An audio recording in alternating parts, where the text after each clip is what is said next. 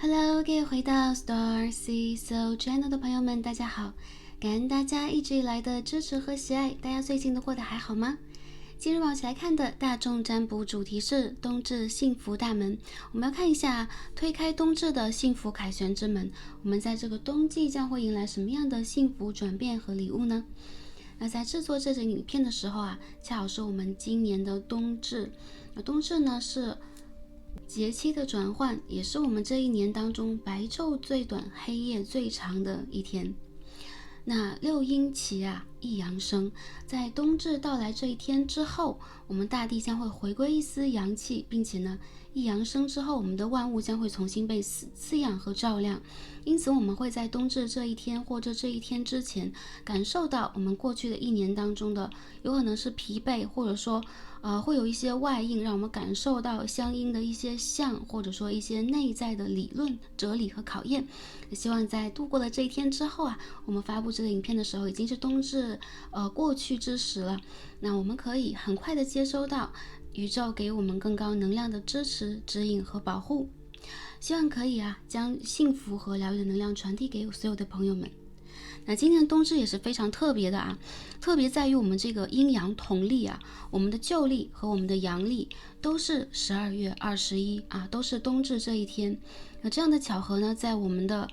可以说是历史上或在我们的这个历上是比较少见的。因此呢，这个阴阳相合代表了能量已经释放到了最大。我们将会在2024年底到2025年出现各种各样更高能量的转变，我们也正站在这个转换点上。那希望呢，大家可以将这个转换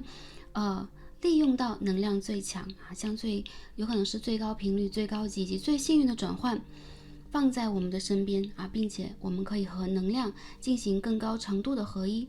那不管最近的朋友遇见了什么样的一些转变，以及这背后有什么样的指引，相信宇宙都正在这背后温柔的保护和爱着大家。祝福大家一切顺利、开心、平安和幸福，感恩大家，也感恩宇宙。好，下面呢，我们一起来进入选牌之前的冥想环节。我们会花几分钟的时间帮助大家来调整一下我们的整体能量磁场。大家可以寻找一个安静的环境，在安全状况底下，我们也可以闭上双眼。让我们一起来聆听宇宙的声音。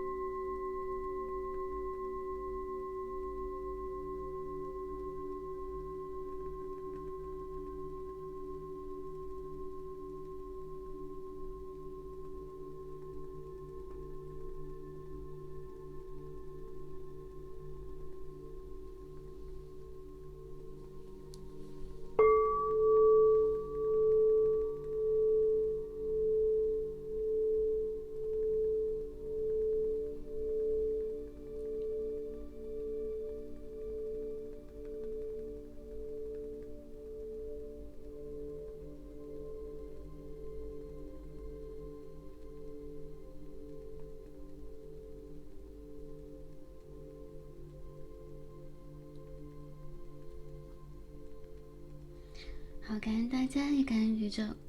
我们今天的冥想部分就完成了。希望可以帮助大家快速的做一个调节和整理，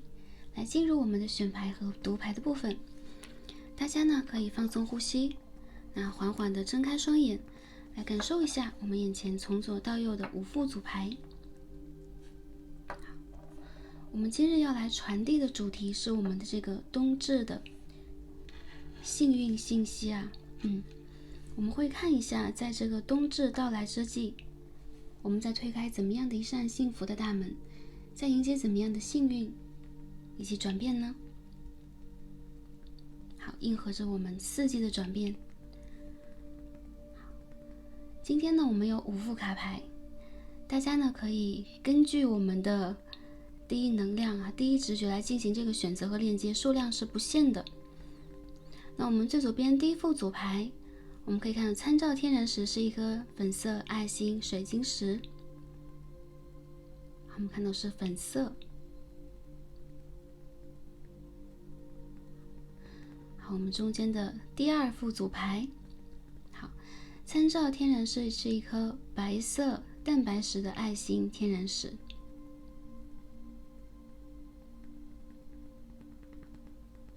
好，我们看到是白色。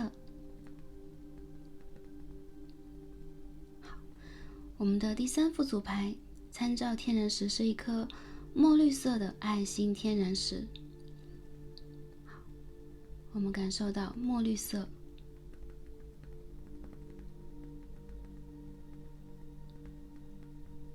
好，我们的第4副组牌对应的参照的天然石是一颗紫色爱心天然石。好，紫色。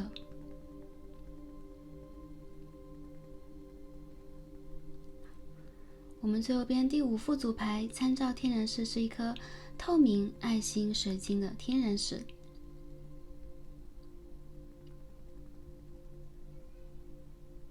透明色。好，哪一副组牌是跟大家最有连接呢？哪一副组牌是第一眼吸引到大家注意，想要翻开，想要链接触碰的呢？这就是我们第一直觉，没错了。那其实我们的选项或者说我们这个选择数量是无限的，所以大家可以排一个优先顺位我们对哪一组是最有链接的，哪一组呢又是即将给予我们一些提示、信息和指引的。根据我们的第一直觉就没错啦。需要的朋友们就让我们一起来进入今日的抽牌和读牌吧。选到我们最左边第1副组牌一颗粉色爱心水晶的朋友们，我们的神谕卡都已经抽好了。今天我们一起来看的主题呢是冬至的幸福大门我们要看一下我们在推开怎么样的一扇幸福的大门，这扇大门有可能通向成功、快乐和幸福，这背后有什么样的讯息要传递给我们？希望可以帮助到前来第1组的朋友们。好，对于我们的一颗粉色水晶石，首先来看一下我们的主牌我们今天的主牌是一套塔罗牌，来看一下卡牌给我们什么样的讯息和指引呢？我们一起来揭晓一下。第1组的朋友，我们看到 Six of Wands 权杖6号下面的信息就直接是 Success 成功我们看到很有气场的女神正站在6个权杖的正中间仿佛是舞台的正中心，这个追光灯追到的位置。那它的这个裙摆上我们可以看到仿佛似牡丹的绽放这是一个很国母的形象或者说是大地之母的代表形象。我们第1副组牌的朋友在权杖6当中，除了有这个母性的形象以外，也有这种胜利者或者说飒爽之气的这种战斗系的精神。所以我看到很多第1副牌的朋友，最近无论你们在等待什么、争取什么，然后你们有可能在期待什么和计划什么，最近在迎向的一个结果都是成功。我看到这个成功是天地之间造化的想要传递给我们第1副牌朋友的一个信号，在告诉我们第1组的朋友在这一年的收尾之际，并且在新的下一个年度的开始之际你们需要以一个盛典型的姿态或者说比较气势高昂的、挺拔的、自信的姿态来迎接未来，因为你们将会迎接到除了这一次的成功之外，还有数不计的未来的赞许、掌声以及关注。那第一组的朋友，我感受到你们当下其实也是气场蛮足的，或者说你们有在去积累这个信心，你们有在让自己变得信心满满，去迎接未来这一切。当这个 success 成功之门为我们第一副组牌朋友打开的时候，也是一个适应的时间点，让我们第一组的朋友有可能看一下，你们可以用什么样的一个视角，什么样的一个身份来重新驾驭你们未来的人生。我看到这个权杖6号也代表了一种选择和姿态，在选择面前，我们第一组的朋友，你们抱有一个什么样的姿态？是否是胜利的？是否是胸有成竹的？是否在给予自己自信呢？这是非常重要的一个状态，或者说一个磁场，你们将会通过你们的正向磁场吸引来正向的变化，所以成功在你们的左右。我们来看一下我们的副牌我们抽了一套这个 The Sacred Forest Oracle Starcy 比较喜欢的一套 Oracle， 我们看到是 Hummingbird Spirit， 蜂鸟的精神蜂鸟在干嘛？它正在这个花的露水上寻找珍贵的宝藏或是营养。我们看这个信息是 Joy， 享受或者是快乐、欢愉。那数字呢是22号。我们第一组的朋友首先你的背后有天使的指引，在帮助你一切保持安好，并且我们第一组朋友可以适时的开怀的去享受生命中的快乐。最近呢，适应我们第一组的朋友去接近花卉、自然，还有就是美食美食一下。然后我们第一组朋友最近呢，可以用多种色彩，就是色彩缤纷、装饰等等来装点我们。因为我看到宇宙和自然想要赋予我们第一副组牌朋友快乐并创造奇迹的能力。我们这个自信然后或者说是气势、气场全开，并且吸引胜利的这样的一个能力。在这个能力面前呢，我们这个能量的基础就是需要让我们内在产生快乐。快乐是一种多巴胺，也是一种非常美好的激素这个能量的可以说是产生、分泌和引导，会让我们第一组牌的朋友能够感受到，你们在当下这个时间点可以看到这个宇宙非常多美好的部分。哪怕过去呢有很多比如说灵魂的暗夜或我们迷失在森林当中，也会经历一些阴暗我们会经历风雨等等，而当下是繁花重新绽放，我们可以去重新取得良好的成绩，重新取得我们快乐幸福人生的一个阶段。那最近这个阶段，很多第一副牌的朋友，我们看到22号第一副牌的朋友，你们需要让自己快乐这个快乐，你们可以看一些喜欢的情景剧喜剧看看电影或者说跟好朋友相聚在一起还有我们刚刚看到是美食大家可以去选择这种我感受到是有点甜度的食物或者色彩比较鲜明的食物。当然这个当中我们不要添加剂，或者说一些朋友不需要过高的糖分等等，一些朋友素食主义者，大家可以去分辨一下。但是高频率的食物会让我们产生高能量。那什么是高频率的食物呢？就是自然系的、纯天然的，在美好的有可能是环境和土壤当中自然的长大并且没有过度的个人添加或者人工添加这样的一个饮食状态。并且我看到最近我们第一组的朋友应该动起来然后应该去拉伸一下身体，适时的运动和装点一下自己。最近这个阶段我们将会迎来一个可以说是时间点的胜利并且这个胜利的背后是有成就感和幸福感的。我们看一下我们这个 Tarot 塔罗牌在给我们什么讯息呢？看一下我们这个冬至的幸福大门是什么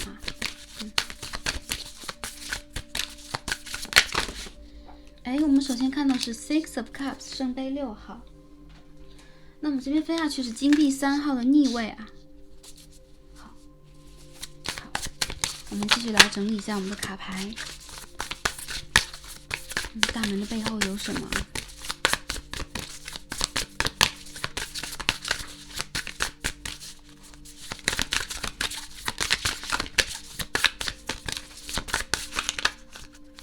？Seven of Cups 圣杯7号。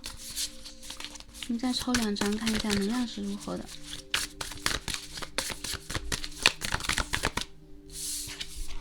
Seven of Pentacles 我们看到金币圣杯，金币圣杯是反复的这个能量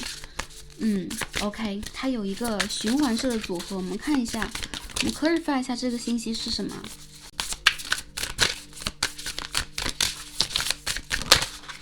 我们的卡牌出现了 The High Priestess 女祭司牌。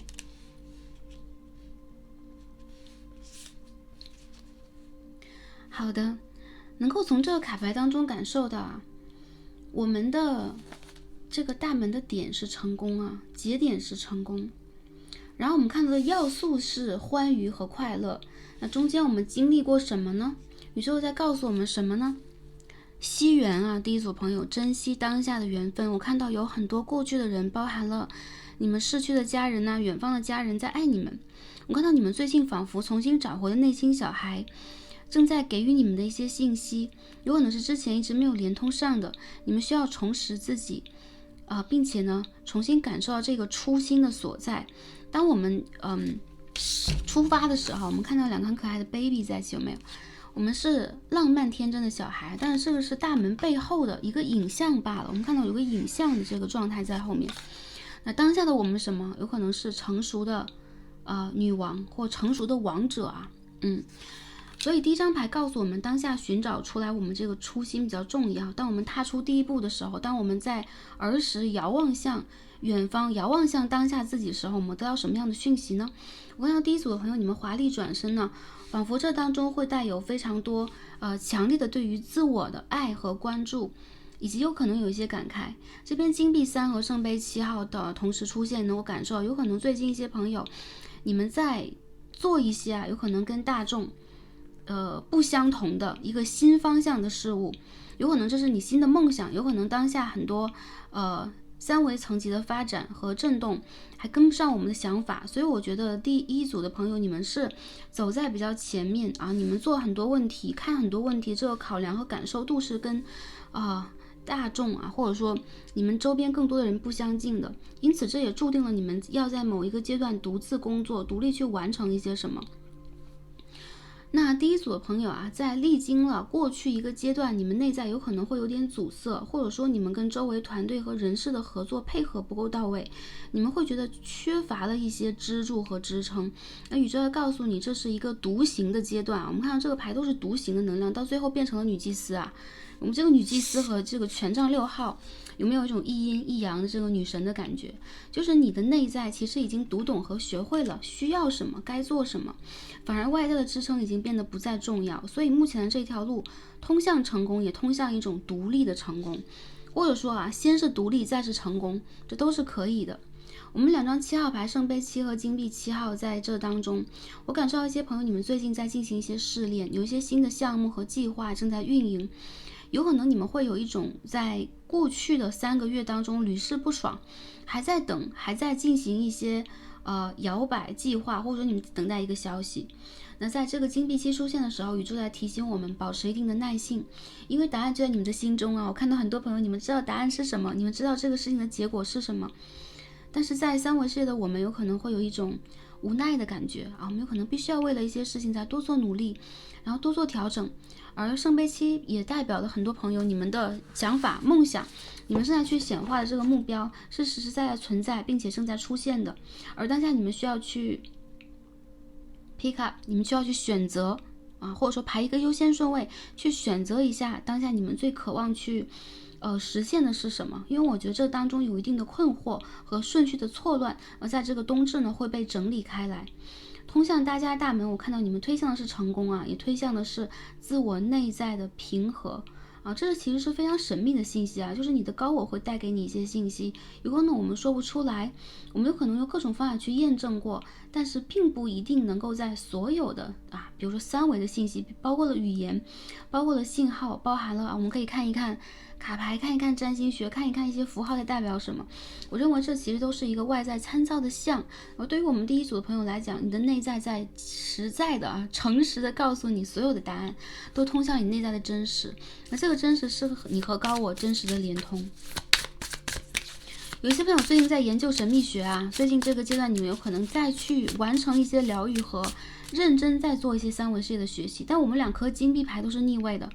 ，3号和7号都代表了当下时间还不是那个最对的时候，而对的时间是我们可以看一下未来这个时间线是什么样的。当下这个时间是我们用水的方式整理热爱或者是给予自我关爱的时间点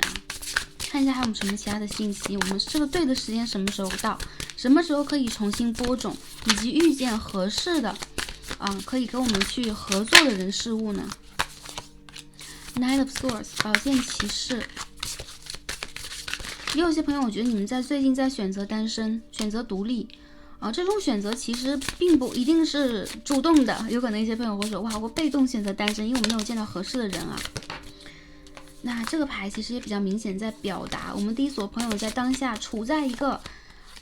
三维世界或灵魂界面上，相对孤独和孤单的阶段。这个阶段是教会我们什么？去掉一定的执着和旧有的这个浊气。然后我们在教皇牌和女祭司出现的时候，找到我们内在的统合式的平静啊。这个平静我感受到它是中空的很像是我们这个我们所有的脉轮连接在一起，这个身体能量最强的部分它其实也是中空的。所以我感受到很多朋友你们在最近在拔除，有可能在过去的3个月你们都在拔除比较艰难的那一个考验。这个考验有可能是跟人合作相关的，有可能是旧人相关的，看到有些旧人在思念你们呢，想要去改变你们想法，冲击到你们的世界，去改变你们的一些计划，有可能会让你们的一些未来的行程发生错乱，发生变化。但是没有关系，我看到宇宙在讲的是第一组的朋友当你们内在平静的时候，外在一切的事情看起来是未解决之事看起来是仿佛需要我们花费很多心力的事情，已经不再成为你们的障碍，你们已经从这个障碍当中 detach， 就是切断解绑，并且呢，你们可以去完全的面对你们内在的，不管是执着、我们的愤怒、愤懑，还是黑暗的部分，你们再去疗愈和释放它。所以最近这个冬至的时期，我们第一组的朋友会心静，然后心静呢会迎接和指引到有可能是一些对的方向，或者说意外的过去我们有可能走10步才能走到的一个空间点，我们在最近就是一步向上，马上就会完成一些繁重琐碎的复杂的绕圈圈的反复循环的事情。而这个事情的完成，我看到在未来1个月当中完成之后1个月到7个星期我们第一组的朋友将会在内在感受到，原来你不必去遵循一些旧有的方式和传统，你将会在你的内在找到如何倾听自己声音的办法。你不需要去比如说过度的跟随，或者说我们很教条式的去印证某一些事情，这些事情已经在你的生命当中完全发生。我看到你们将会找到你们的内在信仰，这个信仰有可能跟宗教相关，有可能是已经超越了宗教本身你们正在去寻找的就是宗教或任何一个灵性它内在去寻找的真谛。这个真谛里面有自在圆满和快乐所有的可以说是有形之美好的象将会透出。那我看到有一些朋友你们也将会化无形为有形，对吗？无形就是有可能是你们的思想，有可能是未必存在的事情去显化为有形。所以在这个有情世界，我们第一组朋友你们想要什么，你们可以大胆去争取，因为我看到宇宙在支持你们，并且呢我看到能够支持你们和给予你们最高能量的人是你们的高我或这个灵魂是你们的高我，它带来的喜讯。我认为这个喜讯一旦打通，我们第一副组牌的朋友是有一种虽然我们的前途总是会有一些风云变幻但是前途无碍，并且一些朋友你们将会从当下不高兴不开心的一些局面，甚至是解释不通的局面，过度付出然后被误解的一个局面当中解脱出来。那我看到一些朋友你们不必花任何的蛮力或去挣扎，或者说去做解释，做事件的调整，你们内在会告诉你们只要稳定下来。比如说我们当下是冬至嘛，我给大家一个时间点1周，只要你们肯稳定1周，这一切将会有一个自然而然的就像是雪花被太阳晒干好吗？或者说雪花被太阳慢慢的融化成为溪水，有这样的一股能量这个溪水也很像是我们的露珠，正在被你的灵魂感受到，采纳到，吸引到，也有补足我们的营养好，这是我们看到一些事物。如果说是跟人相关的事情，我们第一组的朋友这个误会将会解消将会迎来比较好的一个正向的沟通。当然这个沟通的前提条件，恶魔的逆位配宝剑1号就是足够的理性，足够的专注，以及放弃掉旧有的执着，甚至是各种情绪，不被情绪所裹挟啊。如果一些朋友你们感受到被情绪裹挟蛮久一段时间了，这个冬至是让你们重新自由，让你们重新轻盈，重新端正啊，神秘，且富有，我感觉到啊，富有神秘的，我感觉是预测能力的时刻啊。为什么说预测能力？我感到一些第一组的朋友，你们知道未来你们将会如何发展，或如何度过当下某一个情景，或成为谁，甚至你们有一些预言能力，将会帮助到周围的人。这个是你们能量升级之后最重要的一份新礼物啊！所以也将这一份灵魂上成长的成功送给我们第一组的朋友，祝福大家。我们最后看一下宇宙给我们的建议和指引是什么样的啊？我们有2张卡牌。第一张呢是 direction， 我们可以看到啊，在一条河流，或者说在我们这个大地产生了裂变的时候，我们可以看到灵性源源不断的溪水啊，然后有着光芒啊，正在指引我们去走向这个灵魂的真相。direction 是方向的意思啊，所以第一组朋友，我感觉到你们知道你们的方向是什么了。或者说你们已经看到了灵魂的某一种真相，正在去寻觅它，而这个寻觅不再是苦苦的，相反有了另外一个维度或一个结界的方式，让你们更快的去接触和走向它，甚至是触碰和得到它。我看到这个得其实是一种灵魂啊，或者说灵性的提升一些朋友啊，最近你们将会打开你们的某一些脉轮。当看到这张卡牌的时候，我感受到一些朋友，你们有可能在心轮呐、脐轮呐、海底轮，就是某一个重要的地方堵住啊。每个朋友都不一样，但比较不同的就是我们第一组的朋友，你们的头顶轮都是非常发达的，所以最近也是你们重新去通开你们的脉轮，这个方向直接连接的是你们灵魂的真相。有更多朋友你们需要一些疗愈啊，这个疗愈来自于心轮，也需要跟大自然进行连接。明确大家的方向啊，再往前走一步，应该就是这一步啊，应该就是胜利的阶段，没错了。那我们第2张卡牌在告诉我们什么呢？这是宇宙给我们的一句箴言，我们抽一套箴言卡啊，箴言卡在告诉我们就是あの人にありがとうと感謝の言葉をかけましたか？你有没有跟那个人说谢谢啊？你有没有跟那个人表达感谢？あの人，那个人是谁呀？Did you remember to say thanks？ 大家有没有记得去说谢谢啊？我帮大家 clarify 一下。OK， 在这个日语的表示里边有这个人啊，大家心里边有可能当下已经浮现出这个人的形象了，有可能已经浮现出他是谁了。大家要记得，有可能在年尾或这个新年到来之际，我们应该跟周围的家人、支持你的人啊，我们这边看到圣杯3号嘛，在我们周围给予我们光亮、色彩，给予我们支持、指引和关注的人，要跟他说谢谢，说感谢啊。这边我看到我们看到圣杯3号直接出现的是这个 celebrations friendships， 就是有庆祝啊，有友情啊。所以最近我们在年尾的圣诞啊、新年啊，或者说我们有可能会有一些社会性质的沟通的时候，不要忘记带给大家、带给你周围感谢的信息，这个会声望我们第一副组牌的能量啊，并且让大家感受到更多的快乐，也指引我们走向更高程度的成功。能量是可以说是相互的，但是也是非常简单可以被引导出来的。只要我们在念头上真正的保持中正的念头，然后我们可以明确我们的目标和主题在哪里啊？这个 Ace of Swords and Directions 也代表了我觉得第一组朋友你们在寻找真知，寻找灵魂的真相。所以我看到很多朋友你们的答案是 success 成功。把这个信息传递给大家，祝福大家的冬至到来时候开心、平安和幸福。我们所有的卡牌看到这里，非常感恩帮第一组的朋友进行这个传递。那在星座上来讲，我们看到是水象比较多啊，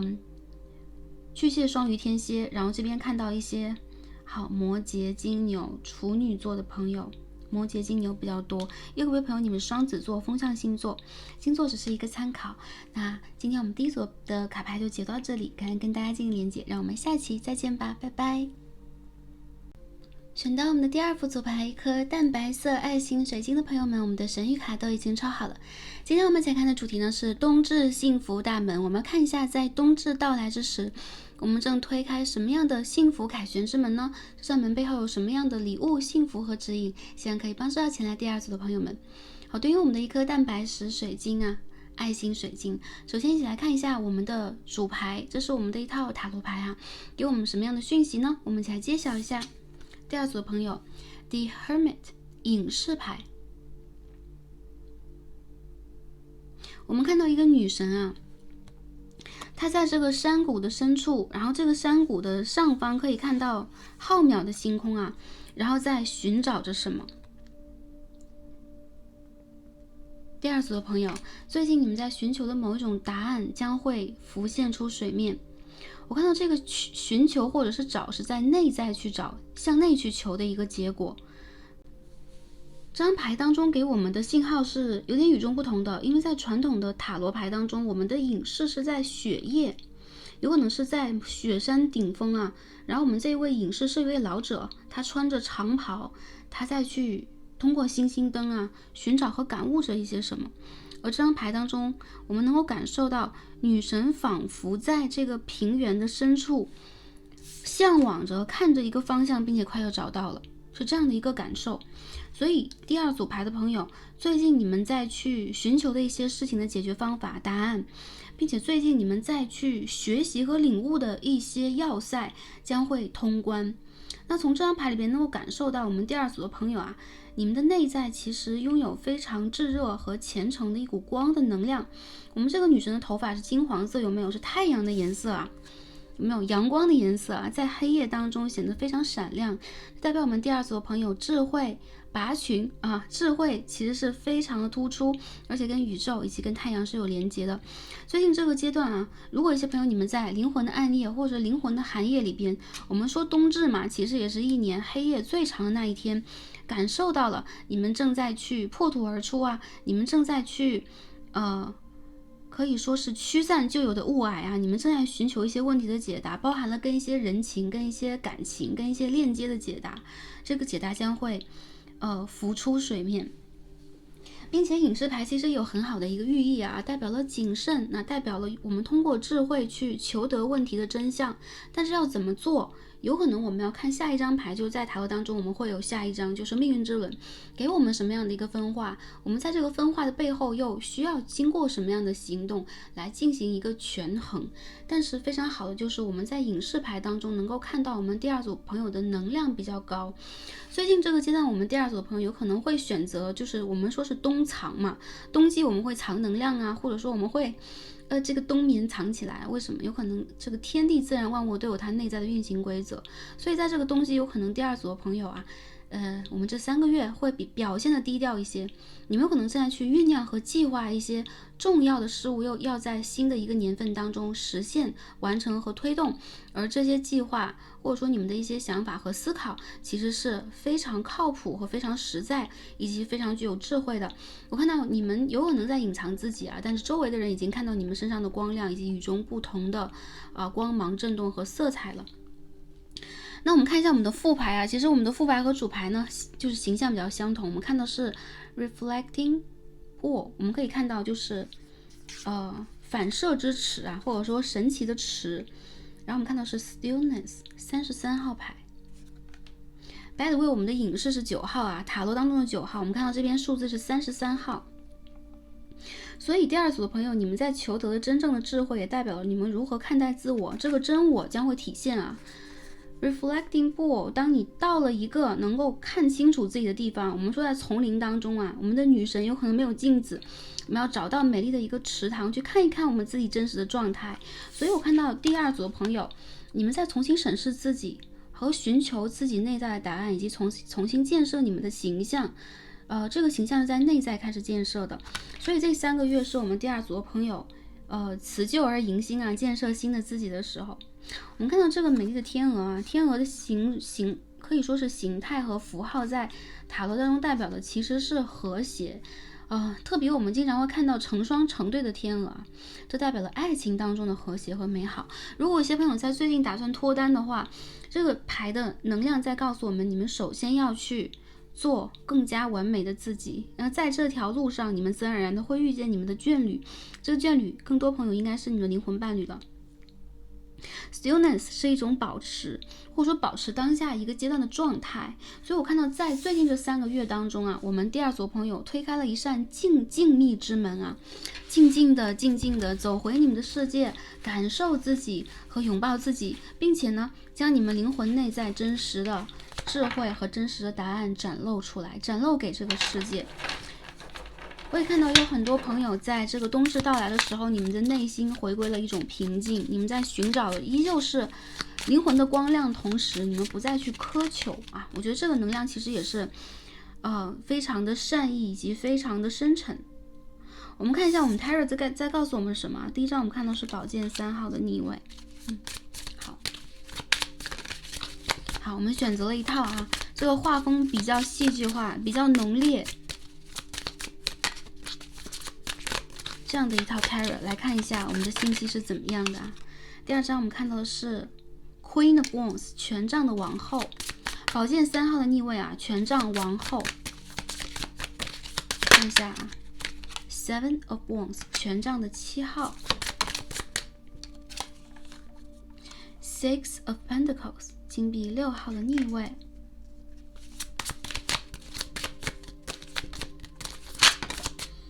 Six of Cups 2张6号牌啊。我们调整一下这个 light 啊，灯光啊，好，我们第二组的朋友，然后感受到每一组的能量都是这么有震撼力啊。我们第二组的朋友啊，你在一个人突出重围，我看到过去一些让你们扎心、恼火和痛苦的事情，反而成就了你啊。我们在这样的一个阶段，不得不说，第二组的朋友，你们是经历过一些揪心、纠结、背叛，然后经历过一些委屈，并且从中获胜啊，可以说从中迎来了灵魂的黎明，走到了当下这个阶段。所以我看到你们灵魂里边写着这样的一个信号，就是从来都不会认输，从来都不会让自己倒在冬季的雪夜，你们会一直向前去走，直到找到这个黎明的光芒，找到火光，找到温暖为止。而我看到其实你们温暖的很多人，在权杖7号出现的时候，我们也会发现这是一个战胜的信息。但是我们这套卡牌当中的权杖7号多少会有一些孤军奋战，然后我们看到是女神嘛，她正在去驱赶一些敌对的，或者说在影响她生活，甚至影响她安全安好的这样的一些势力。在最近这个冬至到来的时候，第二组朋友，你们有可能内心当中还是有一些危机感，你们还打算去进行某一种未雨绸缪，或者说继续去争，或者继续去坚持，不管在职场上还是人际关系上，还是你们个人的形象上。但是宇宙早就已经把这个成功和智慧啊，比较胜利的这个入场券以及能量送给了我们第二组的朋友，所以你们在任何情况底下基本上都是游刃有余的。因为权杖7号其实也是我们这位战士，他是身居高位，所以这个是有一种必胜的信息。当2张6号牌同时出现的时候，能够感受我们第二组的朋友非常善良。当你们遇见了周围出现问题的人事物，基本上你们都会非常慷慨的去拿出你们的资源，伸出你们的双手。所以我看到其实周围有需要你们的人又重新出现，让你们在最近呢会为之而有可能是心软，或为之而想要给出更多。金币6逆位是，如果过去有一些付出它是没有结果的，一直在付出的，比如说一段感情，比如说是跟某一些旧人他们之间的纠结交集，或者说他是你的原生家庭的家人，有可能他一直在跟你要，或者说一直在跟你去索求情绪价值等等。然后这一个能量在最近这个冬至会持续，但它是一堂课，考验我们第二组朋友要不要过关。这个关有可能是情关，有可能是名利关。这个关就是我们愿不愿意放下我们最喜爱的东西，并且用这样的一个方式去拥有自己，以及或再次拥有它。这个话说起来就比较绕，其实简单来讲就是关口就是这样，我们愿意不愿意在最重要的时候放弃掉某一种过去的习惯惯性的动作，用新的方式。首先我们看到这个圣杯6是母亲与小孩，但是他们的这个衣着可以看到都是白色的裙摆，所以我看到这是过去和现在的你你要不要重新滋养你的内心小孩，去堵住某一个情绪的情感上的漏洞，让自己不再去外泄你的能量，用给予的方式去换得爱和换得满足，换得安全。所以我们这个牌里面都有这个白色裙摆的女神，有没有？包括我们的主牌。好，因此呢，我们的第二副组牌朋友，不管你们是阳性能量还是阴性能量，不管是男生还是女生来到这一组，其实这个牌代表你在最近这个阶段在找回自己，并且你们不会以过度物质的方式去衡量，你们会在一些事情上潜心去修和潜心去理解。好，下面我们看一下还有什么样的一些能量信息要送给我们。 Ace of Swords in reverse, Six of Swords。 天哪，看一下The Death。 大家不要害怕这个卡牌当中的画面它只是一种艺术的表达，好吗？我们看到这个是死神牌，我们要不要遮挡一下？好，我们在修行中也有一些法门有这个白骨观，有没有？观一切事物如白骨一般一切人如白骨一般，然后我们可以破掉一些就是对色欲的贪着我们今天看到就是 The Death， 就是白骨，对不对？这边 OK 飞得蛮远的不过这张牌非常好，所以值得拾起来。Nine of Pentacles 星第9号，我们再抽一张看一下我们这个能量怎么样。 Strength in reverse 逆位的力量牌。我觉得第二组的朋友，你们在经济上和发展上是足够拥有机会的。有一些朋友其实你们是在经济上优越阔绰或者一些朋友会说我没有达到阔绰，但是有让自己还算满意和能够去享受的一个生活状态，包含了工作状态等等等等我看到其实你们有一个漏洞是在情绪和情感上，有可能是在心轮以及脐轮上的这个漏洞，会让你们一直处在半个绝望状态。在这个冬至到来的时候，宇宙告诉你们需要去享受人生，而且用特别物质的方式享受人生。金币9号，你有可能需要给自己买一个礼物了，有可能在你不断去给予周围，不管是关心帮助还是金钱上的应援的时候，你们需要也给自己更多的美和更多的安逸，让你们感受到你们能量正在提高。我觉得这种给予其实也在去补充你内心小孩的能量。当你们可以去重新认证满意的认证和自信的认证自我的时候，某一种漏洞才会停止。我看到这个漏洞有可能是打一些不恰当的比方，有可能是我们在氪金，比如说喜欢一些事情，我们一直在投入精力，有可能是对于一些人，比如说一些朋友是已经成为了家长，有小孩你们可能要为了工作和生活以及给原生家庭的家人很多帮助支持，或者说在感情当中有特定的对象让你们不得不付出。我觉得其实在过去的3个月，宇宙已经给出我们信号。什么样的信号？当你们伤心了，当你们觉得这条路走不下去，这不是一个问题的解决方法，或者说有一些朋友在反过来，比如说当下你们正在去寻找更好的一个发展之路，而周围仿佛没有人能够给你们相应的帮助和支持的时候，你们会有一些心寒，你们会去质疑自己的能力等等这些能量全部都会在冬至这几个月份当中补足。首先宝剑一的逆位就是第2组的朋友，你们需要去放弃掉一些消极和纠结的观念，你们需要做一个明确的选择啦。然后这是宇宙给我们敲响的一个 sign， 就是当下这个选择不能模棱两可，我们是往前走还是往后退一步是必须要达成的时候。因为这个死神牌出现的时候，代表了你们在做选择其实是非常重要的，而且它之于你们像是在之于你们做一个生命的选择一样，你们要用什么样的一个方式去经营生活，经营这个3D，在2025年一个新的年份怎么去打开自己。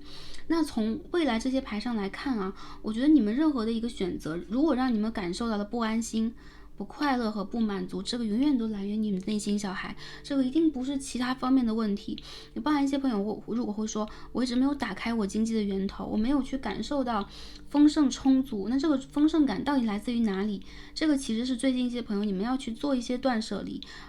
然后在这个过程当中呢，去疼爱和珍爱自己的一个 sign， 一个信号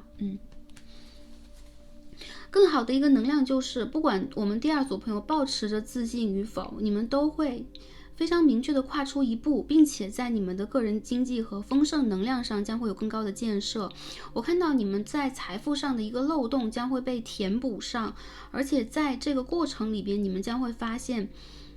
越战越勇的去正视问题，然后去解决问题，甚至去做一些痛的断舍离的你们充满了光芒。我觉得如果你们内心当中还有一丝不自信的话，你们灵魂的家人以及你的高我将会给予你很强烈的信息，让你看到你在寻求的是什么。其实我们在这一世啊，爱恨情仇啊，然后我们有这个财富啊，然后有这个名利等等，我们在找什么？其实在找自己啊。所以在这个里边，我能够看到第二组的朋友，你们会在这个冬至会有新的一番领悟，也会有新的一番作为。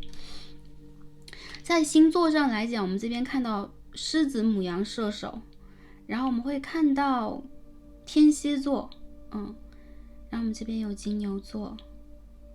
处女座，我这边有是天秤座，偏向风象星座啊，星座是一个参考。这边我们看到有处女座。好，如果这边你们和旧人有纠葛的话，宇宙来告诉你，适时的先停止一下，不一定代表这个问题它在未来不会继续可以说是发展，或它不会衍生出其他的一些情节，只是暂时的你们在累的时候需要停下，哪怕给自己停下我看到是1个星期的时间，1个星期到1个月的时间，你们需要酝酿能量，你们需要给自己带来声望和帮助。你们需要从过去的自己，可以说生生世世平行的宇宙空间当中，你的过去、你的昨天以及你的明天当中，找到给予自己无限的爱。当这个爱的能量满足了，我看到你们在丰盛指数上还是一样将会前行一步啊。有些朋友会说，我在渴望的是爱，不只是丰盛，这个爱圣杯6是你首先要给予自己的。如果你不能成为一个给予自己爱的个体，这个爱没有办法达成，它一定会有缺漏。有个朋友，你们在思念旧人，我能感受到你和旧人有强烈的纠葛，这个纠葛曾经让你伤心，曾经让你尝试了这种断臂之痛啊，有可能也会让你觉得他会成就一个更好的你，但是也会让你感受到非常大的一种不自信、不被爱的一种纠结感。那这个纠结感在未来的几个月将会被修复。修复的人是谁啊？是你们自己。我看到参与的是你们内在小孩，会参与到这个工程当中，好吗？祝福我们第2副组牌的朋友。看一下我们这个信息是什么，宇宙给我们的建议和指引。第一张我们看的是 harmony， 好，我们看的是和谐啊。我刚刚看到这边有1只天鹅，有没有？我们一般这个出现 harmony 的时候，应该是1对天鹅啊，1对，好吗？所以，一些朋友，如果你们当下单身，你们在寻找人生的和谐的话，宇宙将会把和谐的能量送到你的生命当中。不乏这是一个旧人，但是我看到在时间上来讲，需要给这个事情以及给你们一个脱胎换骨的时间。毕竟我们看到死神牌的正位啊，有些事情如果发展不下去，走到了某一种绝境，你们要做的是首先疼爱和认知自己。认知和理解自己啊，这也会帮助你的灵魂伴侣或你的神圣伴侣重新的以高的能量走向你的世界。你们的和谐在被保证了，而且当下你们需要让自己修一个身心灵平和，好吗？大家可以去接近一下孔雀石和绿色天然石，帮助我们在能量上进行一个补充和进行一个正向能量的有力量的循环。第2章呢，我们看到这个宇宙的箴言卡，看一下宇宙要告诉我们什么。些細なことで振り回さない自分に。Don't let yourself get caught up in the little things。 好，在这些细碎琐碎的事件里边啊，我们不要被来回的反复的干扰，我们不要再围着这些事件转，或者被这些事件来转动干扰我们的注意力。然后我们这个英文的翻译也是一样啊，不要让一些小事和琐事将我们捆绑住，好吗？我看到第2组的朋友，你们的人生是有一个很大的很重要的使命和线条的，你们会向前去走啊。刚刚就是这个指甲和桌子触碰出现了一个声音啊。OK， 我能够感受到在这个声音就是出现的时候，这是一个外应啊，告诉我们第2组的朋友集中一下注意力，你们有更重要的事情要去完成。所以当下一些琐事甚至是干扰我们的事情，让我们心烦的事情没那么重要。更多第2组的朋友，你们需要去还是一样啊，在星轮和太阳轮上，也包括一些朋友在脐轮上吧，在脉轮上给自己一些补充。那我认为在未来3个月当中，一些朋友你们既定的计划是会达成的，因为我们这个隐士牌是一张急牌啊，但是急的背后我们需要慢一点来，你们也需要在事件牌上排列有优先顺位，然后以更和谐的一个角度去完成自我的合一，然后再跟这个3维合一。我们当下这个频率的震动啊，可以说我们在这个冬至震动比较大，我们也出现了这个阴阳的啊，阴阳相合的这个冬至的象，这代表其实我们在跟高维度进行统合，在3维度一定有一些事情它是比较可以说是混乱，也可以说是它正在被打乱，不过打乱代表了新的秩序的开始啊，或者说新的秩序的组合。那我们第2组的朋友，你们在这个新秩序当中，你们要参与在这个过程里边，你们要成为内在能量比较强大和温厚的一群人。我看到你们将会用你们的方式完成你们的胜利和和谐，以及有可能是在灵魂上啊遇见我们的灵魂伴侣，不再孤单。不过这个不再孤单，我看到在未来的一个阶段，当我们去达成了一部分的自我疗愈之后完成的。祝福我们第2副组牌的朋友开心、平安和幸福。我们今天所有的卡牌看到这里，希望可以帮助大家传递需要的讯息感恩跟大家建立的共同连接，让我们下一期再见吧，拜拜。选到我们的第3副组牌，一个绿色爱心水晶的朋友们，我们的神谕卡都已经抽好了。今天我们一起来看的主题呢是冬至幸福大门。我们要看一下我们在冬至到来的时候，已经推开了一扇怎么样的幸福凯旋之门，这背后有什么样的祝福礼物以及指引，希望可以帮助到前来第3组的朋友们。好，对于我们的一颗绿色爱心水晶石，首先我们一起来揭晓一下我们的主牌，这是一套塔罗牌 Tarot， 给我们什么样的讯息呢？第3组的朋友啊 ，Four of Pentacles Stability， 我们可以看到金币4号稳定性啊，然后在这颗卡牌当中，我们看到这个金币，好是4种元素啊，风火水土的一个聚齐，4项聚齐的，这代表了我们第3组的朋友在最近这个冬至到来的时候，还是蛮天时地利人和合一的。你们会非常稳定性的去发挥当下你们的优质、你们的特长，并且我看到在外界客观环境上来讲，这个时间和空间也会吻合我们第3组能量的发展。当在传统塔罗当中，我们看到金币4号，我们会说在金钱的有可能是积攒积累不动产的一些投资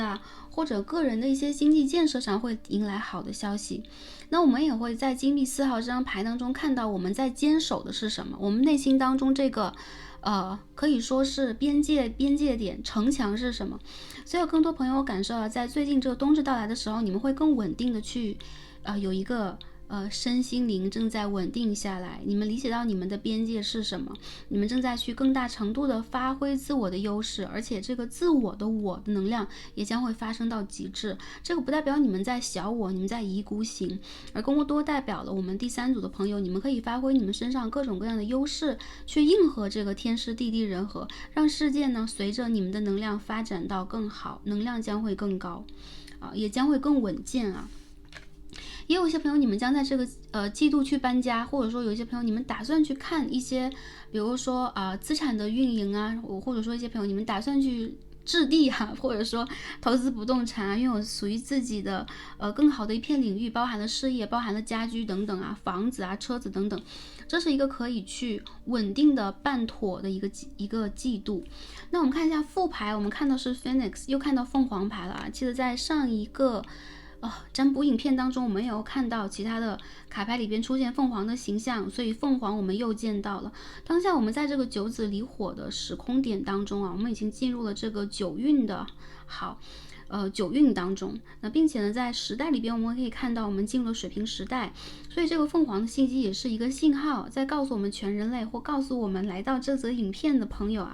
你们当下正处在一个演变和蜕变的时期transmutation， 这是29号牌，所以代表了这个演变和改变，甚至是蜕变是在你生生世世当中注定的。如果有一些朋友你们当下正在去跨越这个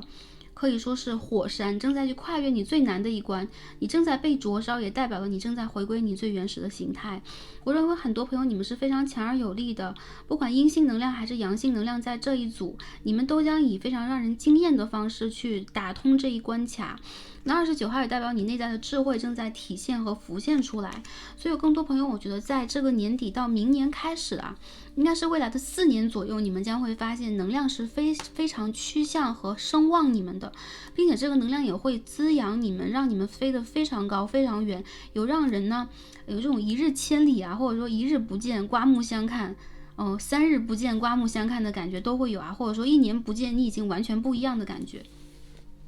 那能够感受到第3组的朋友啊，你们当下正在去做一个有可能是新的项目啊，你们正在去企划和计划一个新的蓝图啊，你们其实当下对待自我的评估和评价值正在提高。如果我觉得这个并不是一种所谓的我只是在标高我的价值，你们在看到更有利的以及能够去利益到更多人的更伟大的事件和事业。所以我看到在这个季度到来的时候，有更多朋友你们将会去稳定的做出铺陈，将会做出行动啊，也将会做出计划，而且这些计划的落实基本上都是比较合乎于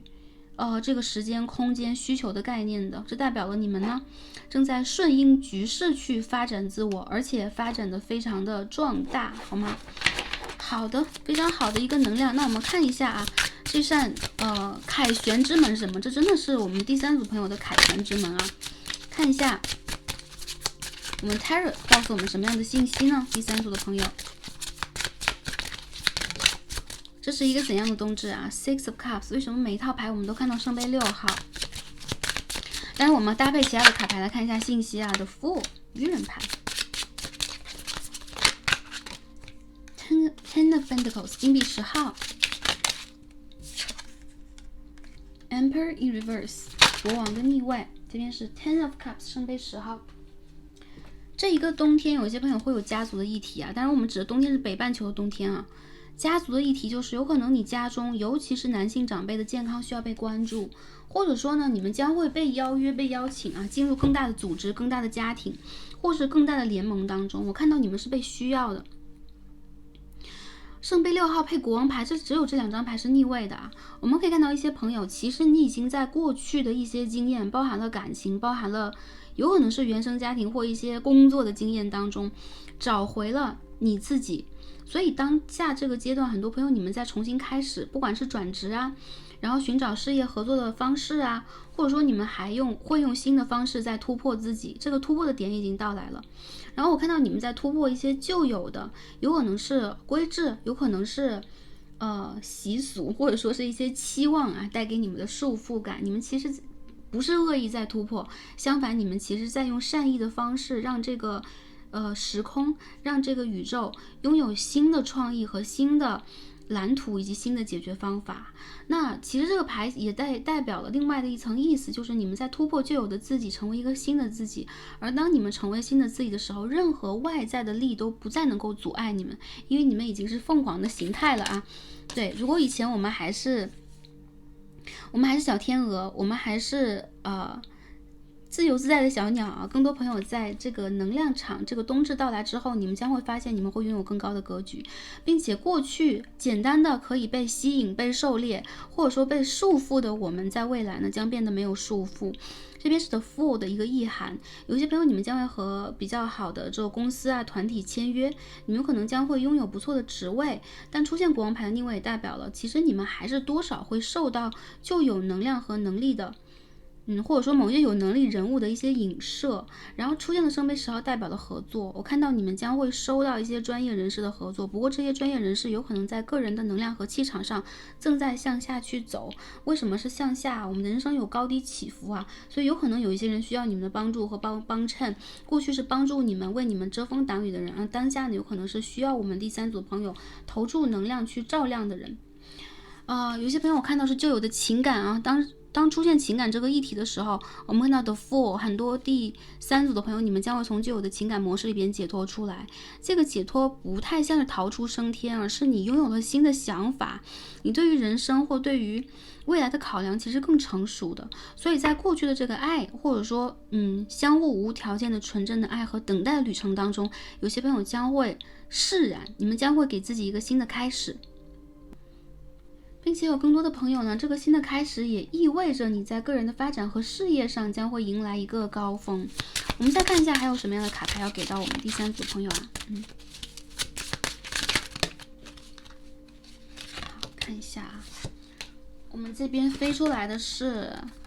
The Chariot 战车牌的正位， Four of Wands 权杖4号的逆位，Five of Swords 宝剑5号的正位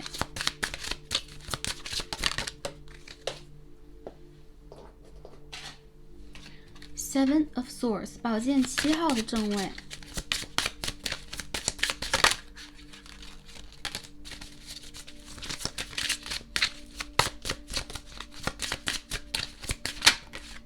宝剑10号的逆位。我们看到3张10号牌的逆位，有没有？金币、圣杯、宝剑，能量很好啊。第三组朋友，你们一定可以迎来一个新的开始啊。0号牌的 Fool 已经出现了。我看到在过去啊，你们的周围其实是有一定的尘埃的，有可能在公司当中，一些朋友会遇见小人，会遇见这个明争暗斗啊。然后有些朋友有可能会没有办法和你们的上司，或者说对你们有责任连带的人，包含了你的家人另外一半呢，产生比较真诚的、比较自我袒露性的连接。原因在于什么呢？我看到很多朋友，其实你们当下这个转变是在很多人的意料之外的。你们的目标呢，可以说是非常的高昂，以及需要非常高昂的能量能够去达成。然后在你们的这个野心和你们不拘一格的这种挑战欲面前，有很多人其实是抵抗和抵触的，有可能也会有一些嫉妒的声音出现。但是我觉得第三组的朋友，你们的能量如此之稳定和浑厚，所以过去一个阶段过去的时候，你们将会发现旧有的一些周围的环境已经发生变化了，你们会离开一些人，你们的生命当中也会迎来一些人，或者说一些旧人会因为你们的变化而产生好奇。但是无一例外的是，我们如果是凤凰啊，不需要去俯视任何跟我们这个信息不相关的人事物，我们只是在向前。所以说我们在这个冬至到来的时候，宇宙也在告诉我们加大我们的马力上升提升。然后如果周围有很多质疑的声音，有很多不合作的声音，这只代表了有可能对方他个体的视野和个体的想法出现了局限，这不代表我们第三组的朋友有任何的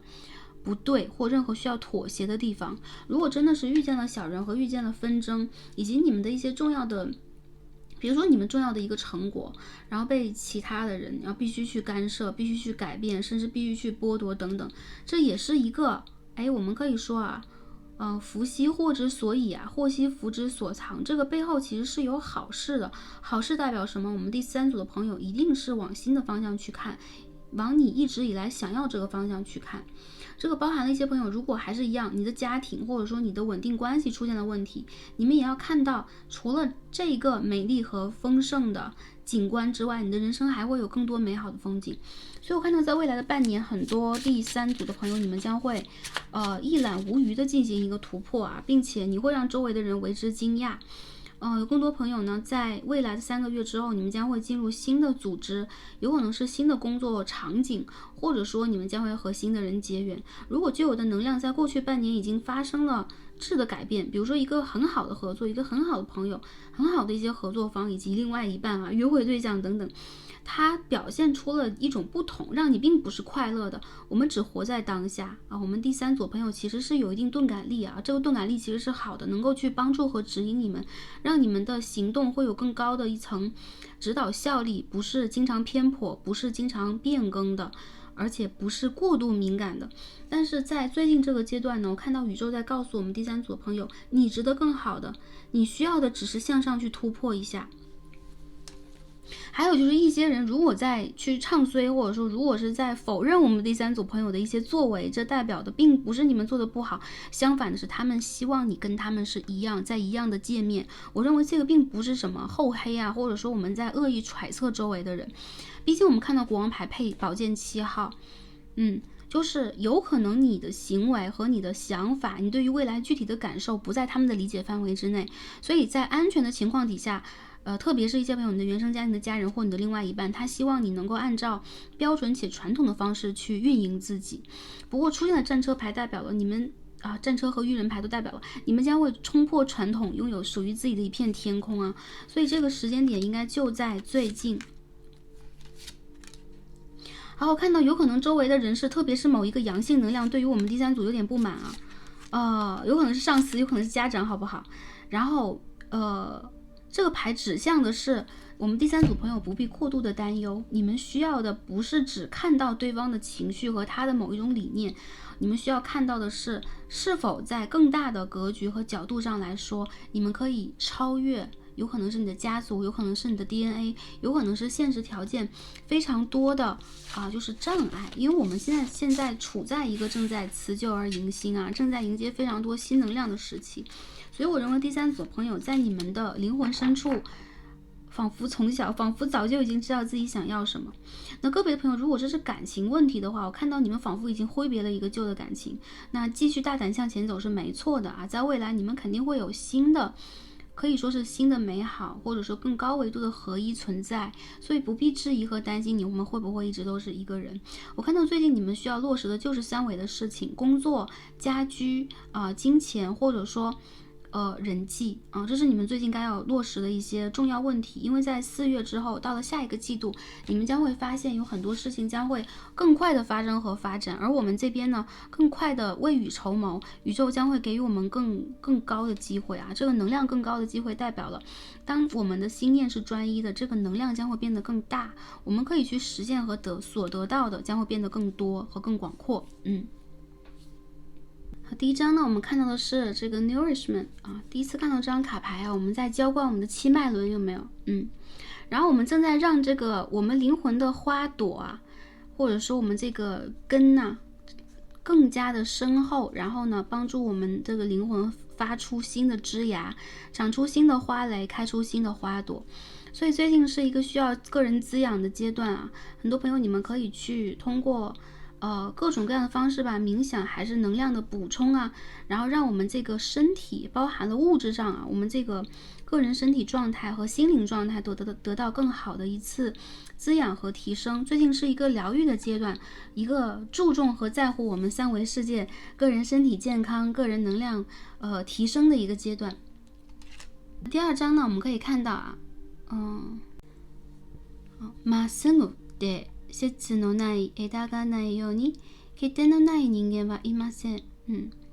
Just as there are no branches that are perfectly straight and free of knots, there are no human beings who are free of flaws. 是这样说吧，就是讲的就是人无完人的意思其实我们的汉文还是蛮博大精深的就这4个字人无完人就可以展现这一切了。不过这个信息和我们的卡牌是非常相对应的，我们的这个信息和卡牌都体现了一个枝芽的信息没有这个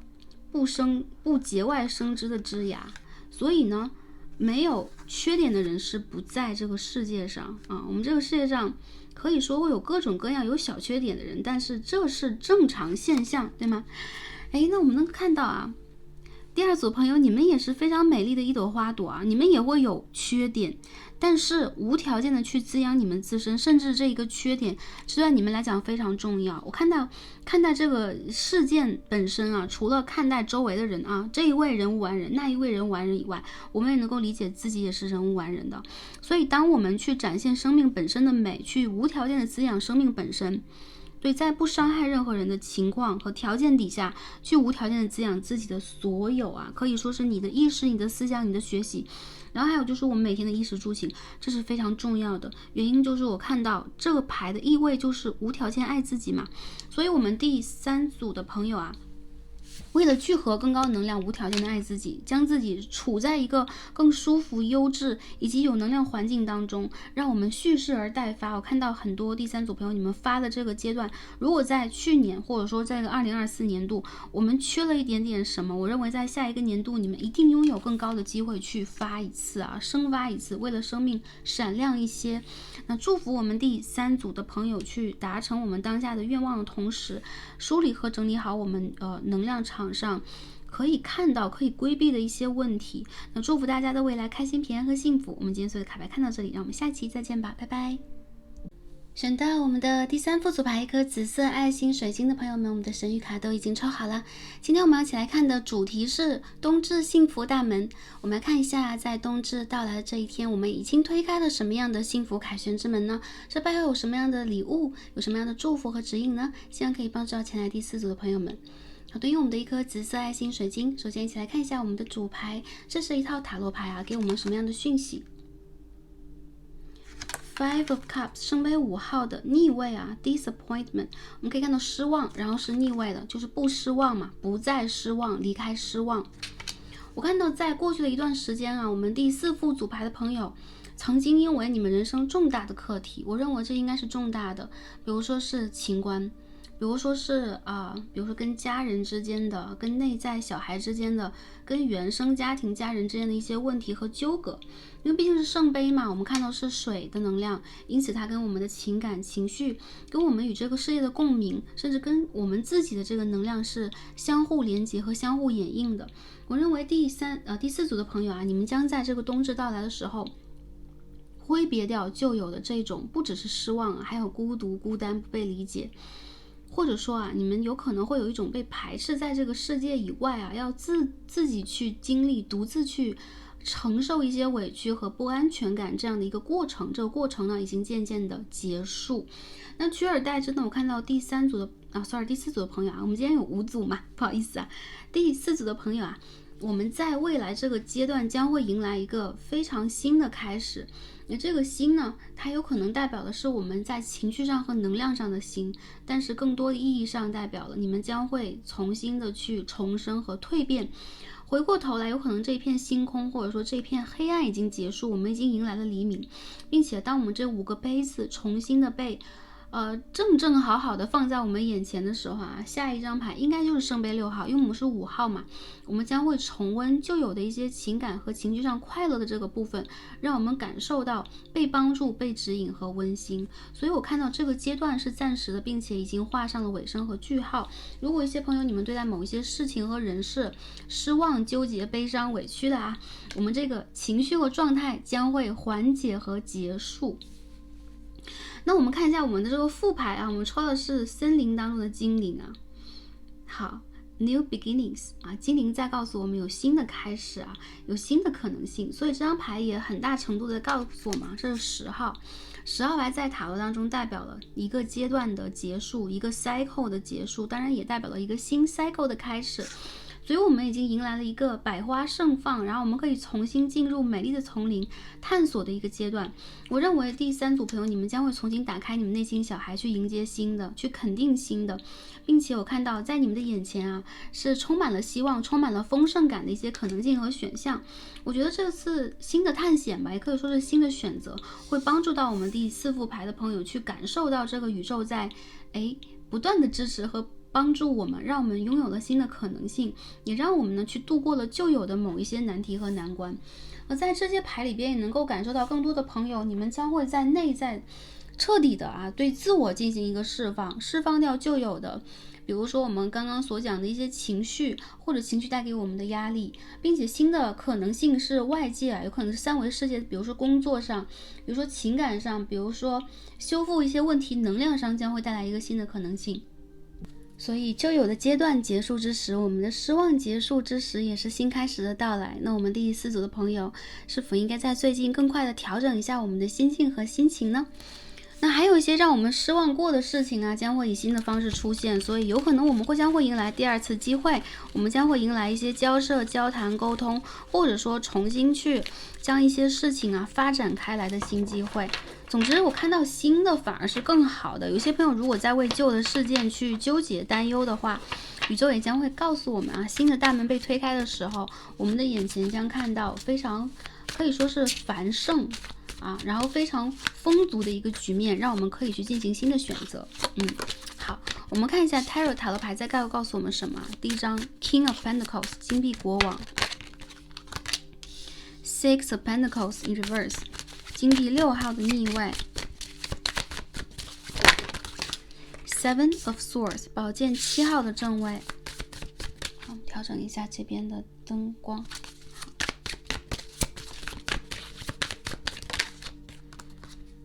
Five of Wands 权杖5号的正位。哎，我们的卡牌飞啊，我们整理一下。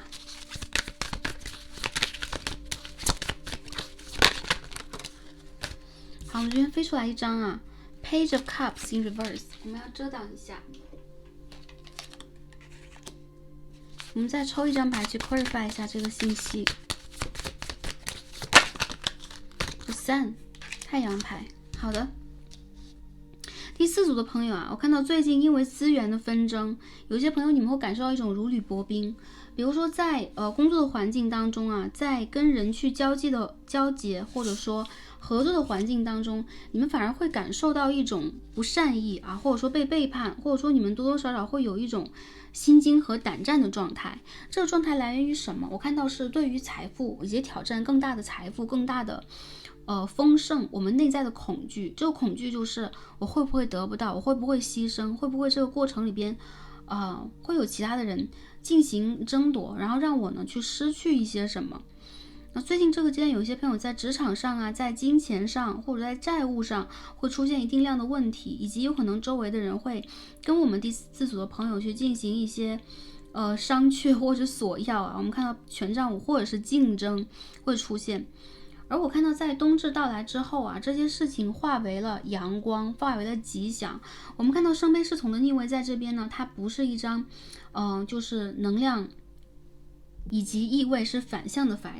牌卡，因为结合我们的主牌圣杯5号配上圣杯的侍从，恰好代表了我们已经释怀了。周围不管当下这些事情有没有解决，我们已经可以释怀，而且我们本身就拥有更大的福德去拥抱更大的可能性。所以一些朋友你们会看到更广阔更敞亮的一个局面展现在你眼前。有可能一些事情的历练也让我们突破了扩宽了格局，突破了旧有的制限。有更多朋友，我觉得你们在职场上如果遇见了竞争，或遇见了一些资源分配不平衡的问题，你们听到了一些风声啊，风生水起，让你们感受到工作或者说一些事情它有可能是不稳定的，我们的一些可能性和一些获得在被动摇的时候，你们就已经早早的开始为自己去设置好未来的发展了。这就是一场显化。这个显化的内容就是很多朋友你们将会让自己去离开一个辛苦得到或者说不配得到，要竞争才能得到的状态。你们将会全然的敞开你们的怀抱，打开你们太阳轮，去让你们拥有一个平衡拥有的可能性。这个平衡拥有指的就是更多朋友你们将会拥有更好的，你们将会拥有更灿烂更闪亮的，让你们的心态更加快乐的，以及更加顺理成章和安全的，好吗？我们再看一下还有什么样的一些信息要给到我们。这个我看到指的是金钱和我们在有可能是竞争上面的一些信息。还有什么样的信息要给到我们呢？好，我们看到The Fool and the Strength 出来了。我们拾起来一下 The Fool and Strength。 好，来看一下还有什么信息会飞出来。这边是 Two of Pentacles in reverse 金币2号的逆位。好， Nine of Wands 权杖的9号。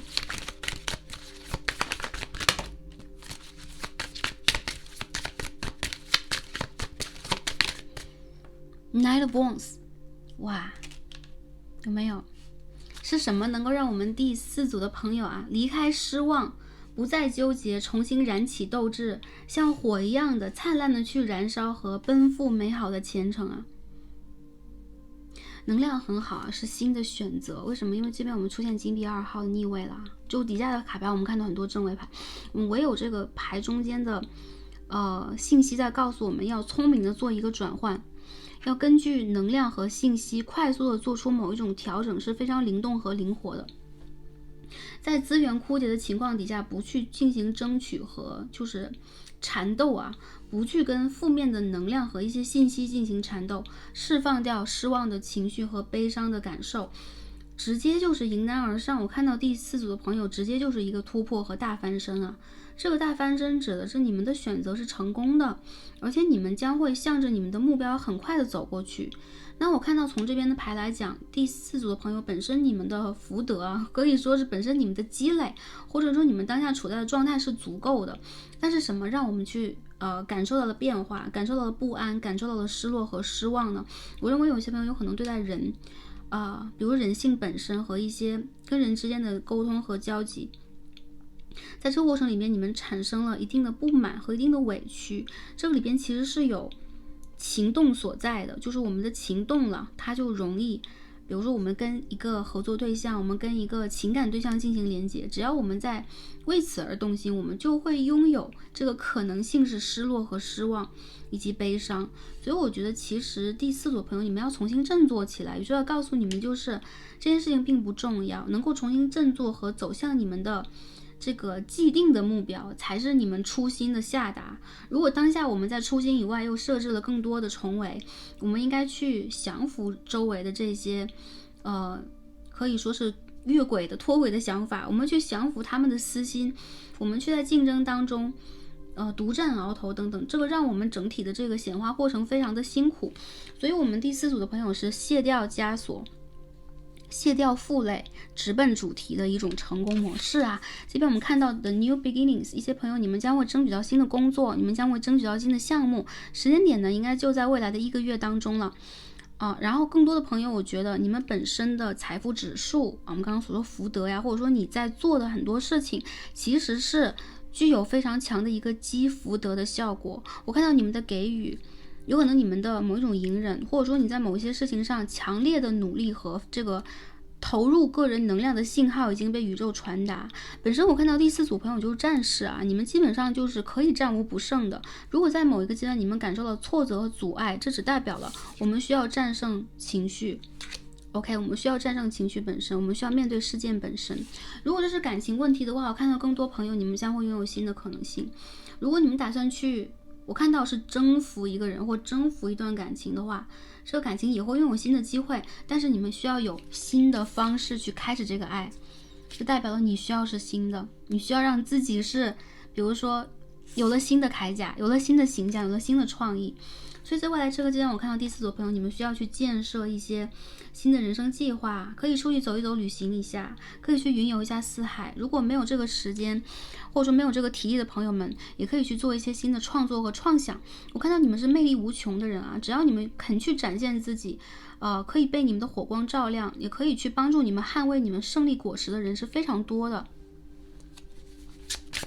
在这一组也能看到非常强的火的信号啊，狮子座、射手座、牡羊座，这边可以看到一些土的信号和水的信号产生。好，土象星座、水象星座啊，星座只是一个参考。Four of Pentacles, Wheel of Fortune， 你们要走出舒适圈啊，第4组的朋友，走出舒适圈，有可能对于我们来讲，某一个阶段的我们来讲啊，就是一些阶段是不得不走，因为没啥舒适圈可言。但是在我们这一组当中，能够感受到 The Moon 月亮，你们其实拥有非常美好的一个远景图，但是有可能在走第一步的时候会有一点害怕，你们会有一点担忧，甚至呢在当下一些朋友是不得不转换的这个阶段，你们会有一点延迟，你们打算去等待一下。那我看到宇宙其实非常看好你们的能力和实力，以及你们是有一定的福德的，所以在未来3个月当中，无论要不要等的一些朋友，你们都会迎来更高可能性的开始。而且我看到这个牌代表了不要再拖延啊，希望大家不要再拖延，能够更快投入行动和投入这个情绪上、思想上和意识上的转变，更高程度的去发挥你们的实际性的行动能力和战斗能力啊，因为我看到胜利在你们这一边，好吗？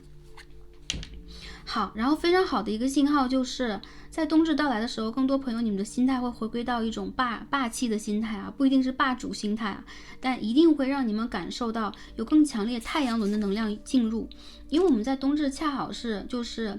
6阴至嘛，然后1阳生啊，就是说是黑夜最长，也是阴性能量和所有这个暗黑能量聚集最高的一天，所以我们也会把冬至当成一个需要庆祝啊、暖身呐，然后我们需要去滋养和补充的一个季节啊。当然，其实在发布这个影片的时候，我们冬至已经过去了，所以漫长的黑夜已经过去了。因此，我们第4组的朋友啊，你们完全可以做一个新的开始，你们可以为自己去打开一个新的大门，这个是宇宙给予你们的礼物，而且这个大门是成功，这个大门的背后是赏金非常高的，而且它的竞争感和它的不稳定性反而是比较弱的。我看到第四组的朋友只是去打开你们太阳轮就够了，你们需要去释放和排解掉一些情绪，所以在当下一些朋友也可以投入一些身体上的运动，也可以去做一些能量上的然后调整，这个调整也可以通过冥想，可以通过大家可以听一些轻快的高频率的音乐，也可以去到大自然，这是最直接简单的方式啊，晒一晒太阳。祝福我们第3组的朋友。那下面我们看一下宇宙给我们什么样的建议和指引呢？第一张啊，我们看到这个有没有点像圣诞老人的帽子啊？我们这个冬季经常会看到的一个帽子的形象啊，当然这个不是，我们这个能量其实是我们和高我的连接啊，在我们的顶轮形成了一个三角塔去连接高我，然后呢去用另外一双眼睛看破这个三维的实相。不过这是很好的一个印证啊，我们第4组的朋友，首先 Santa 我们的圣诞老人已经来到你的世界了，有可能给予我们的，我认为是一个新的机会啊，物质上应该也是有的。当然了，你给予自己的礼物是圣诞老人也想传递给大家的，你们将得到高我的礼物。高我礼物是什么 ？Know thyself 啊，就 know yourself 啊，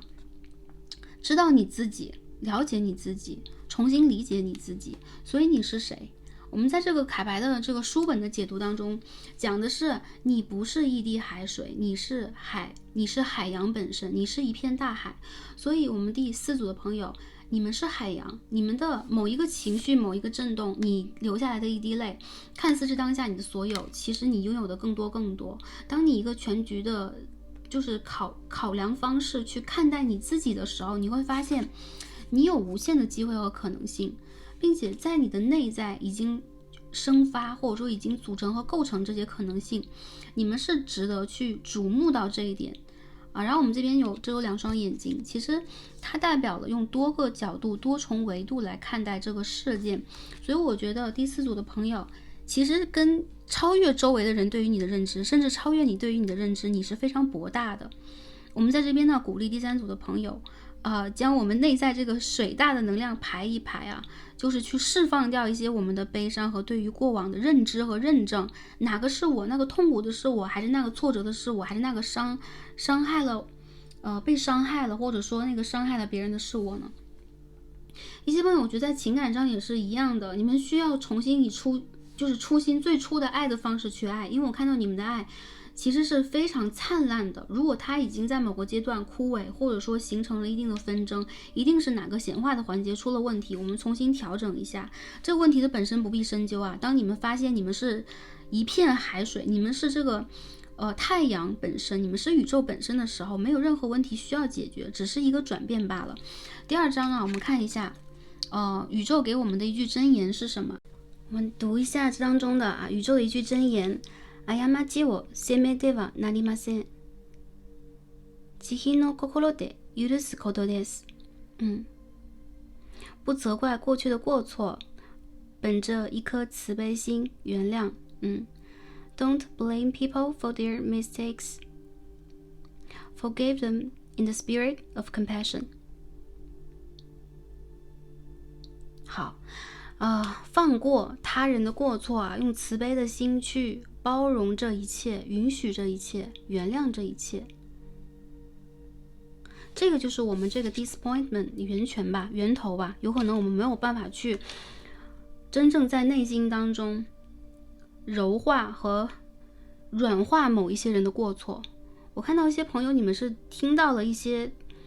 流言蜚语，或者说有一些直接争吵在过去发生。这个比较容易发生在一个是工作环境，一个是家庭当中，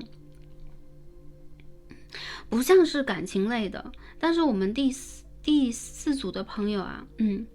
用他人的过错来责备我们自己啊，每天我们都是在一个 disappointment 失望的状态。这个对于我们自己本身，你的这片海洋是不公平的，你们需要看到海洋以外更大的可能性。所以我看到这些对你，看一下啊，对你形成了伤害的人，他们在内心里边月亮射手11宫，其实并非恶意，相反他们反而是喜爱你，或者说想要和你快速的去达成某一种往来，有一种直言直语的感觉啊。水星的摩羯9宫，有可能有一些言语的误会，在过去水星逆行的过程当中发生了，允许这些事情发生。我认为第4组的朋友，你们可以获得新的无条件的美好的可能。祝福大家。我们今天所有的卡牌看到这里，希望可以帮助到前来第4组的朋友们。祝福大家开心平安和幸福，感恩跟大家今天的共同学习，让我们下期再见吧，拜拜。选到我们的最后一颗组牌，一颗透明爱心水晶的朋友们，我们的神谕卡都已经抽好了。今天我们要传递的主题呢是冬至幸福大门啊，我们要看一下在冬至到来这一天，我们已经推开了怎样的幸福凯旋之门，这背后有什么样的礼物、幸运和祝福以及指引呢？希望可以帮助到前来第5组的朋友们取得需要的讯息。好，来到了我们最后一组啊，首先来看一下我们的主牌，这是一副 Tarot 塔罗牌，给我们什么样的讯息呢？我们来揭晓一下第5组的朋友的 Magician 啊 ，You are the Magician。第5组的朋友，你们是魔术师哦，魔术师是我们这个塔罗牌当中的第1张，但是我们还有0号牌是愚人牌啊，我们这个1号牌魔术师牌主要代表的是造化天地啊，我们可以连接在塔罗当中呢是风火水土的4象啊，其实在我们整体的一个能量场当中能够感受到啊，魔术师无所不能，他可以在这个3维世界或者说在维度的世界当中运用各种各样的能量元素去进行造化，也可以说魔术师是一个炼金术士。那我们在这张牌当中看到魔术师呢没有用其他的法器和工具啊，他的衣袍上边是盛开的玫瑰，然后他正朝向了无边的海洋以及美丽的太阳和粉色的星空，有没有？所以呢可以感受到我们第5组的朋友啊，当下是海阔天空的状态了，然后你们在能量和灵性的能量提升上已经到达了一定的境界。有一些朋友会说，哎，这样讲好像有点折煞，我有可能还没有啊。其实第5组的朋友不必谦虚啊，我认为你们是非常重要的显化大师啊，然后你们是重要的造物主，起码在你们的个人事业当中，你是创造一切的这一个人。我感受到很多第5组的朋友，你们理解如何去显化，并且正在运用它。而在最近呢，你们的思维会变得更加灵活，有可能你们会有更多的创想和创造力。而在整个这张牌当中，能够感受到啊，进入了冬至，我们第5副组牌的朋友会变得心胸更加的畅然和开阔，你们有可能会登高望远啊，因为我们这张牌当中有没有这种登高望远的感觉啊，一览众山小的感觉，或者说你们会到达一些自然美丽和神圣的景观，去观察和观看这个美好的世界带给你们的扬升的信号和能量。我们在观察这个水啊，这个水源当中其实是有地脉和山河的这个模样的，所以它并不一定只是水，有可能它是山，有可能它是在更高的高空去连接太阳，连接宇宙啊。我们站在一个能量啊，或者说灵气极高的位置，有没有？所以这朋友有可能最近你们会有这样的一些感受体会，或者说你们会有这样的一些行程。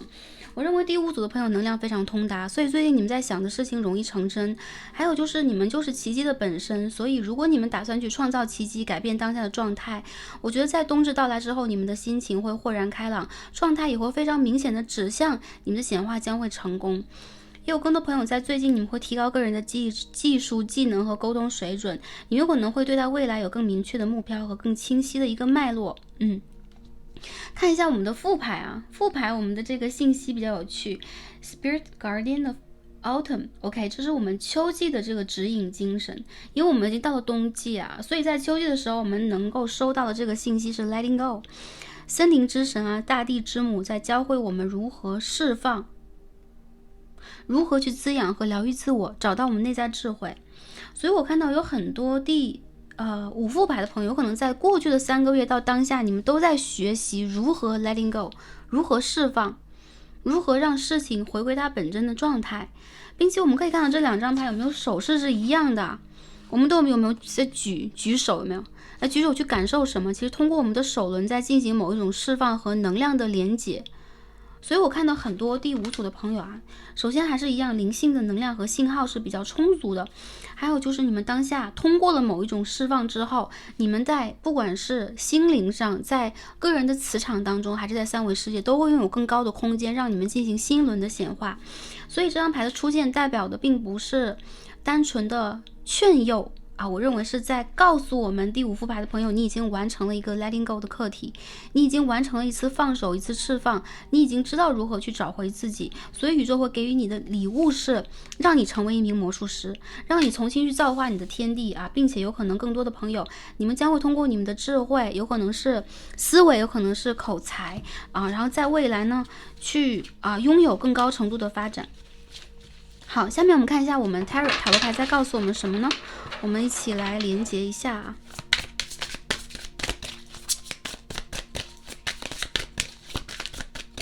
看看我们的卡牌在给我们什么信息啊？关于我们这个冬至的幸运的大门。第5组的朋友，你们已经打开了显化的大门了，看一下。哇，我们出现的是 The High Priestess。大家不要被 Starcy 吓一跳啊，因为实在是这个能量有点应景啊。而且这套牌当中的女祭司其实跟魔术师长得蛮像的，所以有点讶异啊。我们这边同时飞出的第2张是 Two of Pentacles， 金币2号。好，我们看一下这边的信息啊。The Star 星星牌 ，Eight of Cups 圣杯8号的逆位。哎，我们的卡牌飞出去啊，整理一下。好，我们继续来抽牌看一下 Nine of Cups。这卡牌的信息其实蛮明显的，我们的第5组的朋友啊，显化出奇迹啊。所以我看到在过去你们在圣杯8到圣杯9的阶段是曾经打算去放下和放弃，以及有一些事情让你们找不到头绪的一个状态，将在这个冬至结束，并且呢达成一个你们满意的结果，或拥有一个满意的答案。这个满意呢有可能是我们这个梦想成真，也有可能是我们得到了更高程度的智慧，我们已经转换了我们真我的频道和信息，调频到了更高的维度去。从女祭司到星星牌其实算是一个维度的跨越，我们可以讲女祭司她处在一个权威境界啊，它是我们的真我的一个具象化。但是到了星星牌其实已经出现了我们跟更高维度的对接，有可能是我们在跨向更高的维度，有可能是我们正在跟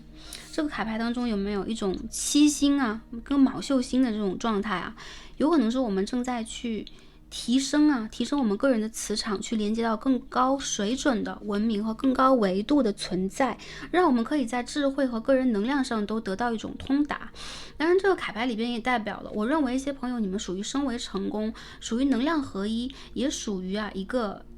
一组升维的进展。所以在未来的3个月左右，我们第5组的朋友就最后一组的朋友，你们会达到一个让自己满意的状态。这个满意每个朋友因人而异有些朋友是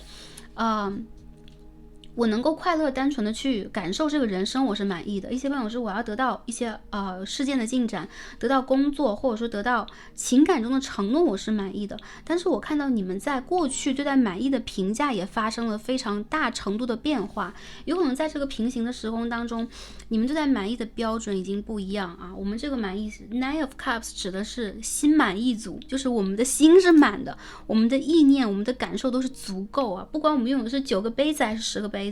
所以我觉得其实第5组的朋友我们已经到了第5个组牌，因为组数比较多，所以 Starcy 有的时候会混淆，但是能量是不会混淆的。我能够看到第5组的朋友，你们本身已经站在了一个更高的阶段，去通过自我的改变也在影响外在。你们除了改变的是你们自身以外，你们的高我会给你们更高程度更高能量的频率和灵感，去指引你们做更高程度的创作。这个创作就是你如何去显化人生了。所以在我们这个不管是情感上、心情上，还是我看到是经济上还是我们这边是人际关系，包含了一些朋友在转职，一些朋友在转换你们的状态，一些朋友有可能是在寻找新的机会，应该在未来2到3个月很快就会拥有进展的。这个牌是非常急、非常美好的一个景象那这个能量的主旨是什么？我们在内在的真我当中找到了力量，所以这个力量会让我们呢跟高维度合一这样的一个原理。我们看一下还有什么样的信息要给到我们能量比较高的第5组朋友啊。Nine of Wands 权杖7号，这边还有一张牌 King of Wands 啊，权杖国王，蛮霸气的一张卡牌啊。我们再继续看一下 The Tower in Reverse， 好，塔牌的逆位。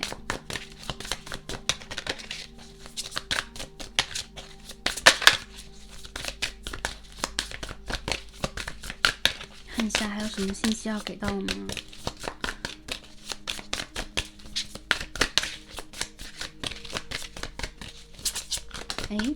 好，出现了 The Fool。OK， 我们再抽最后一张牌 Seven of Cups。好，我们要遮挡一下我们这边的卡牌。好，第5组的朋友啊，我觉得你们有可能在灵魂的角度和意识的角度已经有了一种共识，就是你有可能会理解，在当下这个阶段啊，你们在往一个新的可能性和新的维度去发展自我。所以我看到你们当下在做的任何努力，其实都在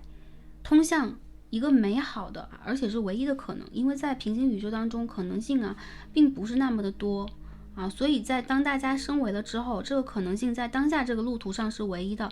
就是进展，就是去创造更多的美好，并且呢，通过意识的方式丰收它，这个就是显化本身嘛。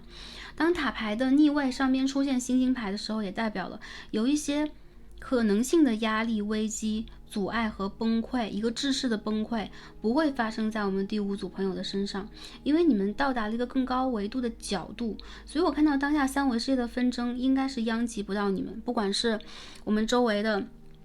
工作上的、人际关系上的，还是一些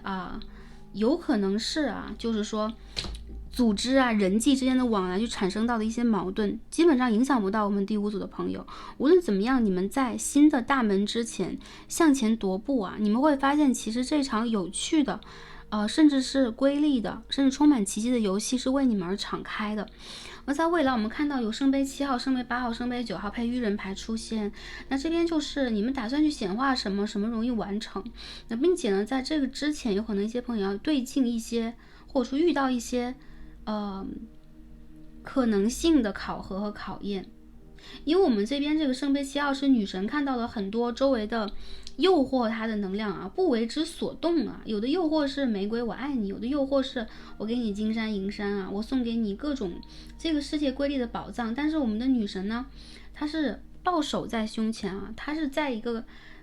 比如说用肉眼或者说用感知去看透这一些的角度。所以我们第5组的朋友去看透一些不管是物质还是一些事情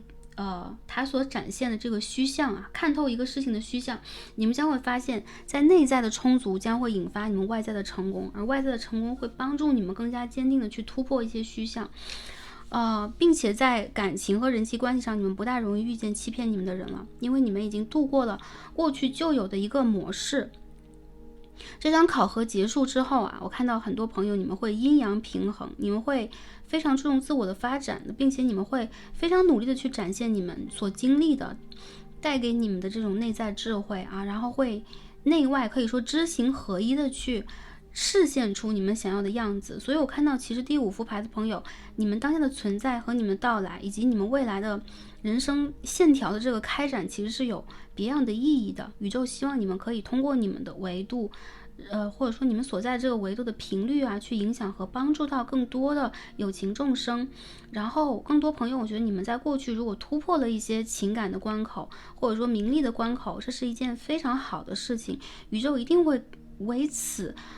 给予大家最重要的奖励。这个奖励呢，一个就是新的开始，一个就是更加无穷的智慧。而智慧和福德其实是我们3维世界有形的所有的事件的来源。所以我觉得你们其实可以为此而打开属于大家的一个新的篇章，一个奇迹的篇章就在当下这个篇章就已经开始了。我们再抽一张卡牌Four of Wands, Eight of Swords in Reverse and the Four of Pentacles。 好，这一切都是稳定的为你发生的，而且我看到你们的资粮和你们的努力啊，以及你们过去所投注的这一切在被保护啊，我看到在被你们指导灵保护，所以我看到宇宙会给予大家一个指标，就是保证你们生命当中的稳定性和滋养。一些朋友，你们将会拥有属于你们的组织啊、团队啊，或者说你归属的地方、家庭，或者说正缘啊，正缘将会出现。但是我看到其实这完全都在一个你们已经到达了新的维度和状态的角度，这只是一个开始啊，这个冬至是一个开始。对待我们第5副牌的朋友来讲，这一切在为你们慢慢的去显化并且呢，很快在未来3到4个月之间，你们将会踏上新的人生旅途。这个旅途里边，我看到有你们一直在投射和等待的爱，以及你们一直在播种的非常重要的东西将会呈现，或者说它是你的一个作品等等啊。在未来，我们第3组朋友将会经历非常缤纷和多彩的一个阶段，这个阶段其实也昭示着我们这个地球已经进入了一个多维度的一个立体的世界，然后我们每个人的发展状态在不同的维度会呈现不同的像，但是我认为这是另外的一个话题，或者这是一个非常深奥的话题我们在今日的读牌当中，能够为第5副牌的朋友传递，就是祝福大家在新的维度当中取得你们需要的美好的进展，你们过去的一切投注、一切的努力和一切对于这个世界的善意，对于这个世界的慈悲，将会以新的方式组合到你们的世界，你们是被看到以及被保护的一群人。然后我看到一些朋友有爱你的人将会从远方来，这个应该是情感上或者是机会的邀约比如说合作的机会等等，将会从远方来。我认为你们在未来将会长久的搭建一个稳定的事业，以及稳定的生活状态和稳定的情感状态，并不会被更多的虚像所迷惑。也有些朋友，你们在某些事情上投入了过多的关注，甚至是你们给出了过多，不管是在经济上，还是在精力上，还是在你们的情感上，你们给出了过多，然后宇宙要告诉你，让你们看得更远。其实你们的世界拥有非常非常广阔的一片天空和图景，你们需要投注的，可以说投注精力在更加广阔的显化上，因为我觉得你们拥有这样的一个能量场、磁场或者胸襟以及蓝图祝福我们第5副牌的朋友，我认为前景是非常美好和灿烂的，希望跟大家一起见证，不管是奇迹还是更美好的情境在我们的生命当中发生，然后这样的一种美好或这样的一种体验，这个体验会存留在我们的阿卡西深处，这个体验是包含爱的，所以它的意义也是非常巨大的。祝福大家。在星座人来讲，我们的第5组朋友是复合型星座，就是每个星座都会出现。但如果要给他一个概括的话，我认为变动星座以及天王的星座在这一组出现的更多天王星座是水瓶或者说星盘当中天王星的这个相位是有一些朋友，然后是变动型星座最近这一年变动星座的朋友呢有点受委屈，因为我们的土星呢在双鱼上，所以我们的双鱼、处女双子、射手座有可能多少会承受一定的压力，但是我看到压力也会给大家带来更多的动力和机会，会帮助大家突破我们原有的格局，体现出更高程度的能量和能力这是非常与众不同的。有些朋友如果当下在度情关的话，未来3个月有可能情关将会过去。一些朋友如果这是财关名利关的话，我看到你们将会为自己博得更优秀的资源。所以未来你们想要去显化什么，宇宙不会给第5副牌的朋友界限或者说限制是没有限制的，因为我看到你们曾经通过这些课题去修养我们的内在，这个和我们女祭司牌很像，是不是？所以当你们内在已经拥有了驾驭或者是失去一切的本领的时候，你们不会去滥用任何的能量，所以你们拥有匹配的能力去拥有这一切。所以我们第5组的朋友也可以经常去通过冥想和通过释放的方式去声望我们的能量也护住我们自身。我看到你们的周遭是有非常强烈的保护罩的，你们有非常强烈的这个祖先和指导灵在你的背后他们不是在指挥你而是在指引你，他们对于你的希望值非常大OK， 最后看一下我们这个建议和指引牌给到我们什么。好，我们看到了第1张卡牌 Liberation 解放和释放。这张卡牌的信息是啊，当我们可以从爱当中解放，我们可以更高程度的去体验爱和深化爱。我们爱的任何一件事情，有可能都是这样的一个关，让我们从中解放。有可能拥有它那个瞬间是快乐的，但是长久的拥有啊，无疑在我们的三维世界就是一个关口。因为会变啊，每件事情成住坏空，成住坏空，永远会变。所以当自由这件事情来临的时候，或者说解放这个词、解脱的这个词来临的时候，我们可以说在宗教的智慧上，我们在赢得觉悟，我们也在去验证这个或者说正果嘛，正得这个结果。本身这张牌在告诉我们，我们应该宽容我们的爱，我们应该在自由的同时去理解爱本身的意义，并且去释放爱，爱会更博大的来到我们的世界。我们可以解除限制性的想法，用任何的一个方式去实现和体现我们自己，只要这个内核和我们中正的信念是爱的。所以我觉得这个牌代表了我们第5组的朋友可以去解放掉一些原有的旧有的让我们感受到压抑的信念，然后你们的显化也是无穷的，所以这个释放和解放也代表了你们将从过去的身份里边解放，你们将会取得一个更加广阔的视野，帮助你们去看到人生当中这个背后的实相、真相以及圆满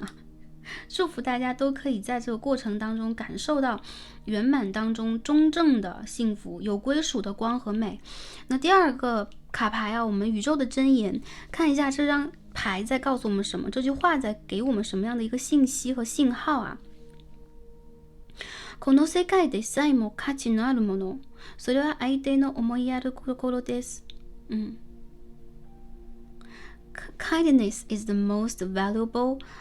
commodity on earth， 对吗？所以说这个世界上最贵的商品是什么？好，一颗善良的心慈心、慈悲心，好吗？慈悲心之无价这代表了当我们拥有慈悲心的时候，你是无价的，你可以去引发和引领无数的价值。所以我看到第5副牌的朋友，你们本身的个人能量价值都比较高这个价值也指的是物质上的，也指的是能量上，这个都是相对应和吻合的。你们将会通过你们最无价的东西、最宝贵的东西或者是释放你们最宝贵的东西，慈悲心、善美然后能够去自我显化以及引领更加美好的人生和更加美好世界的开展。祝福我们第5副牌的朋友开心、平安和幸福，在冬至到来的时候赢得如此高的能量，并且呢赢得一个更加美好的开始。你们是值得的，因为我看到你们背后有非常强烈的祖先和指导灵的帮助你们去突破的这个意愿。我看到你们将会取得更高程度的连结，因为你们懂得如何适时的释放，如何去展现你们真知，如何求真、求美，以及在这个背后求的或者说展现的是最高程度的慈悲，好吗？祝福大家开心、平安和幸福。非常感恩跟我们第5副牌的朋友今日的共同学习。我们的卡牌看到这里，让我们下期再见吧，拜拜。